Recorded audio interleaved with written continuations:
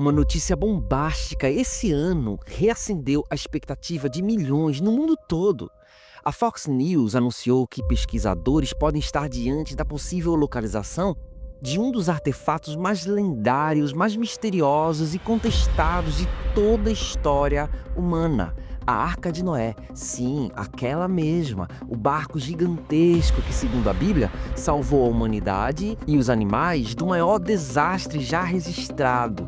E agora, perto do lendário Monte Ararat, na Turquia, novas análises, novos escaneamentos subterrâneos e novos laudos de solo estão levantando essa pergunta. Será que encontraram a Arca de Noé? E será que ela está enterrada bem diante dos nossos olhos? Pois é. Hoje nós vamos entrar juntos nesse mistério. Você vai ver o que é fato, o que é hipótese e o que mudou em 2024 e 2025 para reacender esse debate mundial e reacender forte. Então fica comigo porque o que você vai ouvir agora é impressionante.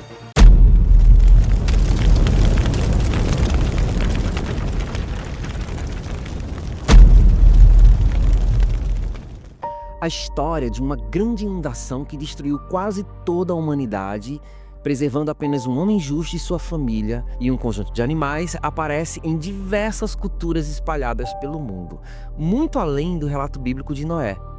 Na antiga Mesopotâmia, séculos antes de Gênesis ser registrado, já existiam narrativas surpreendentes semelhantes como o épico de Gilgamesh, em que Utnapishtim recebe dos deuses a ordem de construir um barco gigantesco para sobreviver ao dilúvio.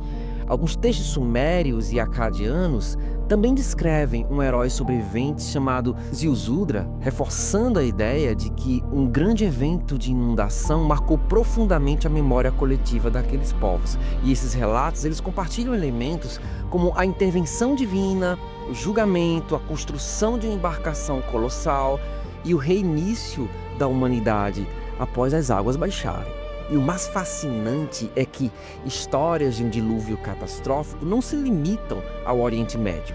Entre os gregos, Deucalião e Pirra são os sobreviventes escolhidos para repovoar o mundo em várias culturas indígenas nas Américas, como os povos maias, os Hopi, as tribos amazônicas. Existem relatos de um grande dilúvio enviado para purificar a terra.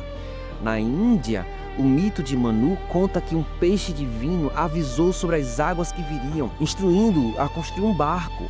Povos chineses antigos, polinésios, até tribos africanas também preservam histórias muito semelhantes. Essa impressionante recorrência mundial do tema do dilúvio sugere que um evento extraordinário ou uma série de grandes enchentes históricas deixou uma marca tão profunda que cada civilização transformou essa memória em um mito, uma cultura, uma fé, cada uma com seu próprio Noé. Durante décadas, exploradores, cientistas independentes, aventureiros do mundo todo vasculharam a região do Monte Ararat. Alguns dizem ter visto madeiras antigas, outros julgavam ter encontrado compartimentos. A maioria dessas histórias nunca foi realmente confirmada, mas há um local específico, uma formação de terra em forma de barco chamada Durupinar. Essa formação foi descoberta em 1959 e ela parecia grande demais, longa demais e simétrica demais para ser apenas uma obra do acaso. E por décadas, Durupinar foi vista como curiosidade geológica por uns e por outros como a Arca de Noé. Só que agora as coisas mudaram. Nos últimos meses, equipes independentes que estudaram o local divulgaram novos scans de GPR, o radar que enxerga debaixo da terra. Esses scans, eles incendiaram a internet. As imagens mostram camadas internas, alinhamentos retos e uma possível espécie de compartimento central, como se houvesse realmente ali uma estrutura. Algo que não deveria existir em uma formação natural tão antiga. E não para por aí. Novas análises do solo mostraram que exatamente dentro dessa formação existe mais matéria orgânica do que terreno de fora. Isso não prova necessariamente a arca, mas convenhamos, é estranho, muito estranho. E como sempre acontece nesse tipo de descoberta, a pergunta explodiu pelas redes. Estamos finalmente vendo as paredes do navio construído por Noé?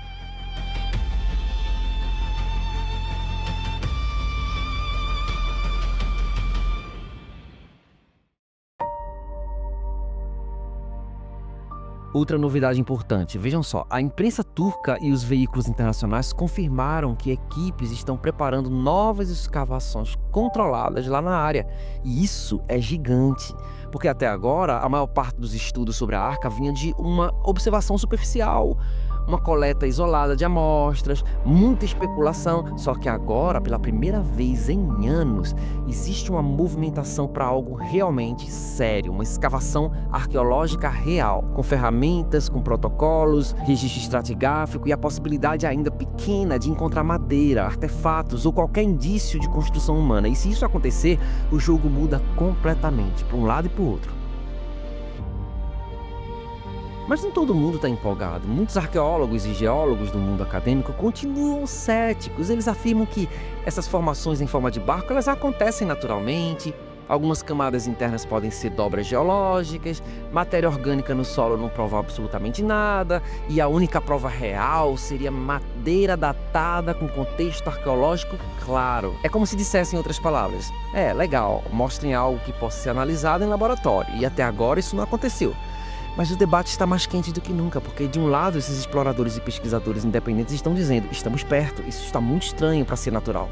E do outro, os geólogos tradicionais andam retrucando: é interessante, mas ainda precisamos de evidência conclusiva. Quem está certo?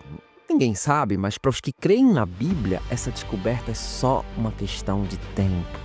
Outro ponto que aumentou o debate foi a descoberta de fósseis marinhos na região, o que reforça uma coisa importante: essa região já passou por eventos aquáticos extremos.